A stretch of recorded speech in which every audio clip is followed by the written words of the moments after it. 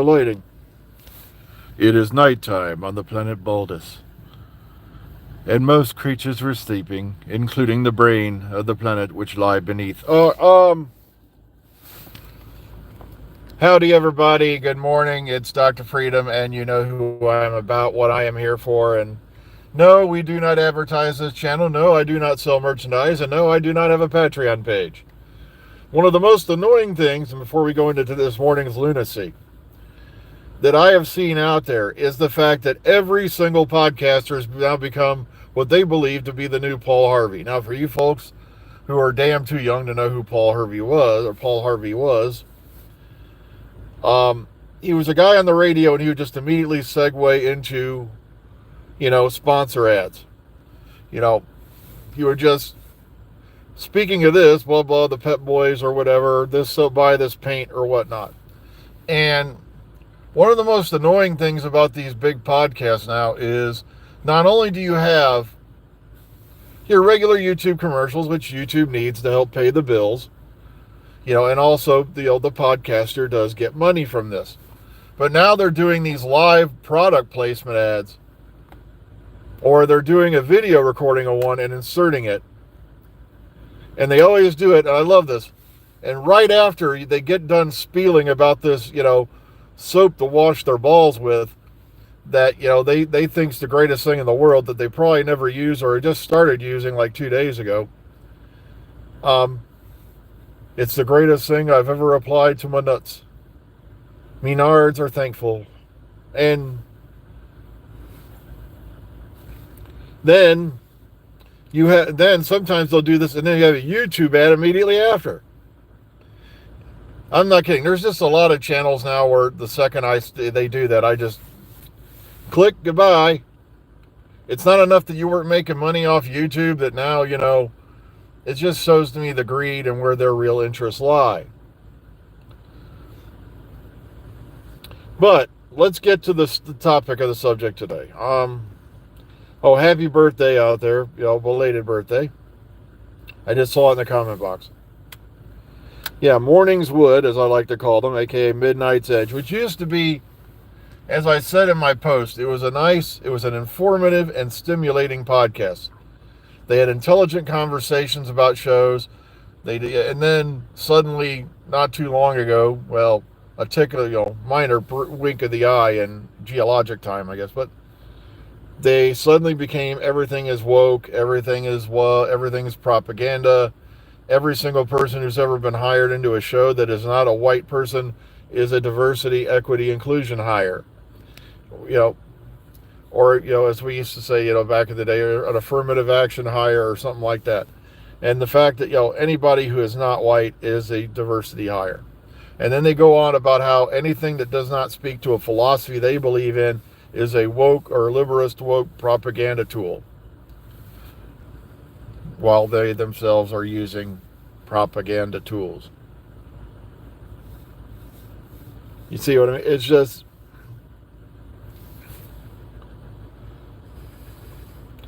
just really boggles my mind.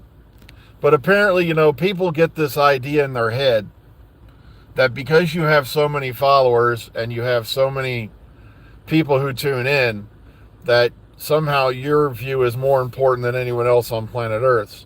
And sadly, some of our news media outlets have been falling into this trap. Well, they've been doing it for years, but I mean, having podcasters and influencers appear like they're celebrities. And I'm like, used to be a celebrity, you really had to go out there, work hard. Now all you have to do is set up a YouTube studio, buy some cheap lighting, and put on makeup, and act like, in some cases, a total imbecile, and you're suddenly a sensation.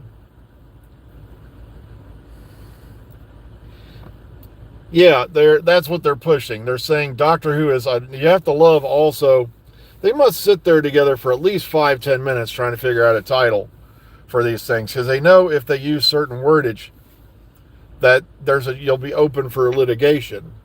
Doctor Who bound for cancellation. Disney, and then something about Disney has even pulled out. There's been no official announcement from Disney that they've pulled out.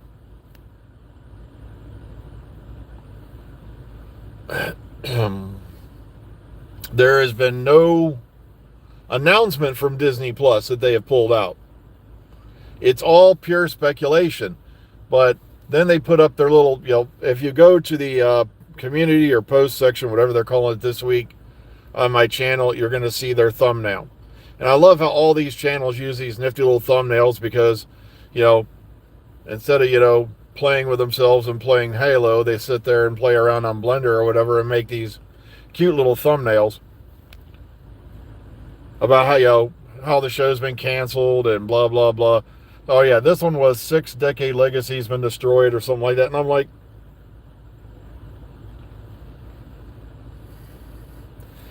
well, that's good for you. You can love Jesus all you want. Somebody just put... And I'm going to die laughing if Chibnall's murder mystery is a hit, because I had no problems with the Chibnall era. I had no problems with me. Like, imagine how when social media had existed back, during the day. Like, say, during the Pertwee era. Barry Letts is pushing his liberal, woke, Buddhist agenda upon the public.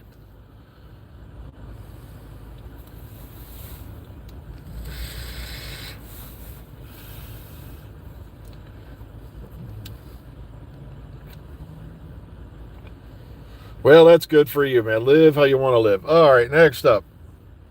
But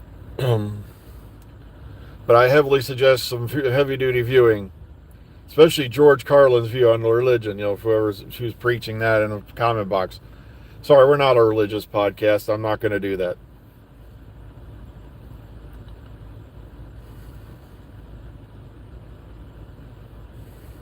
Well, that's cool. Nice to hear.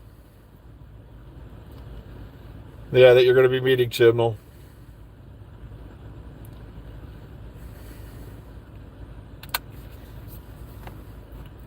And it's like, I love how, he dares bring on a female doctor, and he's suddenly the worst thing to happen to the world since, like, Adolf Hitler.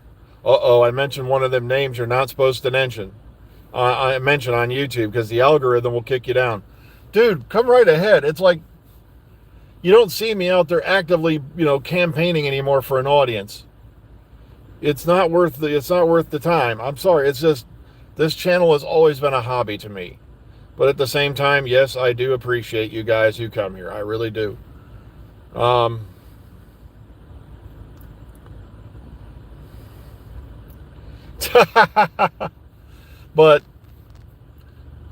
also, like I said, it was known years ago, and it's finally coming out again. Chibnall wanted Capaldi to stay on for at least a season or so.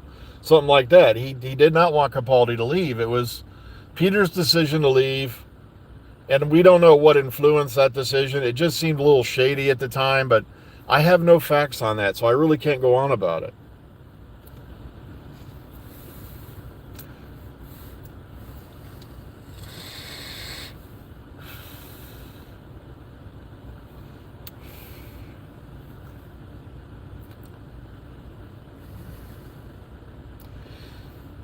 Yeah, Pearl Mackey, I follow her on Instagram, so yeah, she's on there if you want to follow her, and she's been doing a lot of things since Doctor Who. She's mainly a person, really likes the stage, things like that, so. Yeah, it was like he wanted him to stay on for a bit, though, yeah. But he wanted to do something groundbreaking to try to take the show in a new direction. And like I said, I can't help but think he might have been influenced by, Mr. Newman, the guy who founded the show, who created it.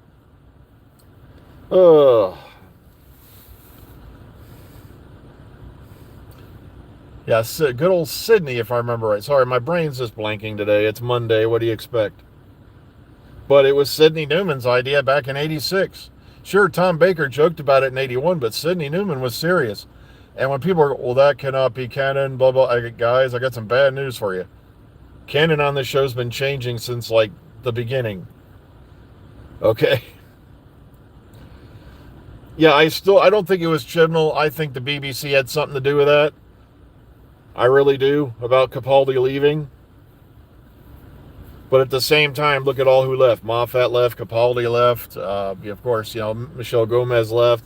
The whole Scottish Mafia left at the same time.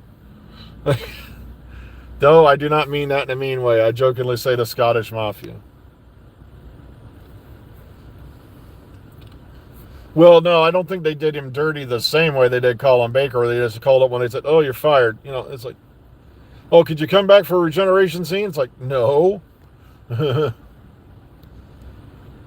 Still pisses me off about Mary Tam. They said at least if they'd asked her, she would have come back and done a regeneration scene for her to change into, Lala Ward. She would have done it, but they never asked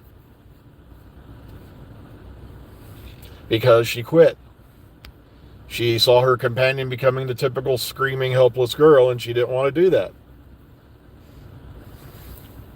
And of course, the BBC said, well, she had a pregnancy. Just like when they didn't renew Caroline John's contract. Well, she was having a pregnancy. My God, it's like that's a stuttering, thing. It just a repeating meme. They just keep using that particular excuse when a female cast member says, I've had enough of this, I'm leaving.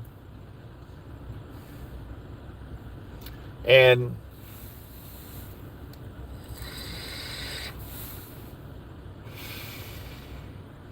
yeah, but what happened is Chibnall did not want to come on and do a Christmas special, literally just starting out of the gate. Yeah, Jodie was pregnant, but she already knew she was leaving. So,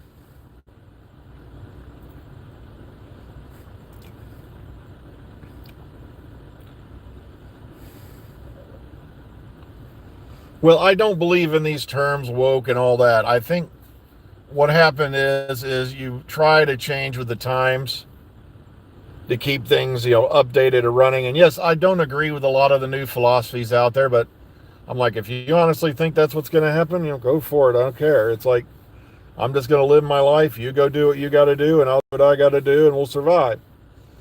I frankly don't give a damn. But it's like, it's none of my business. Here's the problem. You have to remember, look at the times William Hartnell was living in and his generation that he came from. Okay? And then hopefully, as you get older, this great gift that comes upon you called wisdom, and you learn that, not all things are the way you were taught. Trust me, I was one of those kids who had a history book that said Lee Harvey Oswald shot John F. Kennedy and Sirhan shot Bobby Kennedy. And then when I started actually investigating these matters for myself, I'm like, how the hell did you come up with that conclusion? But so I started reading into everything. Like, that's how I started reading about the pyramids, the Egyptians and things like that, because they teach you a certain history. And then when you start, like my favorite one of all, Paul Revere, the Midnight Ride of Paul Revere, he warned you, the British are coming. And then you find out Paul Revere rode like 15 to 19 miles where he was stopped by a patrol and kept in a British stockade overnight. Meanwhile, there were two others, one of them being a woman who rode over like several hundred miles. Yet their names are never mentioned because Paul Revere's name sounded so damn good in a Longfellow poem. The problem is this: you'll never fully declassify the JFK files. And that's another red flag I throw up when people say, you're just a conspiracy theorist. I go, really? Then why are most of those things, why are there millions of documents that are top secret, classified, locked away from the public, and will be to the year 2038? Because if the truth ever comes out, they want to make sure everybody who had anything to do with this is dead and beyond consequence.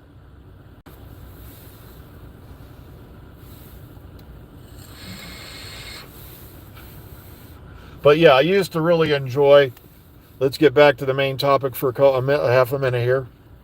I used to really enjoy Midnight's Edge. It was informative, it was entertaining, it was stimulating, but now, as I said in the post, all it does with me is stimulate my gag reflex and make me just want to go take a shit. I'm sorry, and chances are if I ate alphabet soup, I'd shit out a better script than these guys are reading off. It just, a bunch of guys now doing the same thing others do to get attention, because sadly, one of the things you'll learn in your life is that you never want to be the sole person who's wrong. You don't want to be the sole person who sees something wrong. And misery loves company. It's that simple. That's why their numbers are so high, because it gives them something to complain about instead of dealing with the problems in your own life. It was an incredible sight. Now it's just garbage, like the sun. All right, take care, everybody. I've got to run inside, so be kind, be calm, be safe. Enjoy the rest of your day. I believe we are off this Saturday, so we will not be here that day. I'm going to try to remind you over the week. So take care, everyone. Enjoy the rest of your Monday. Oh.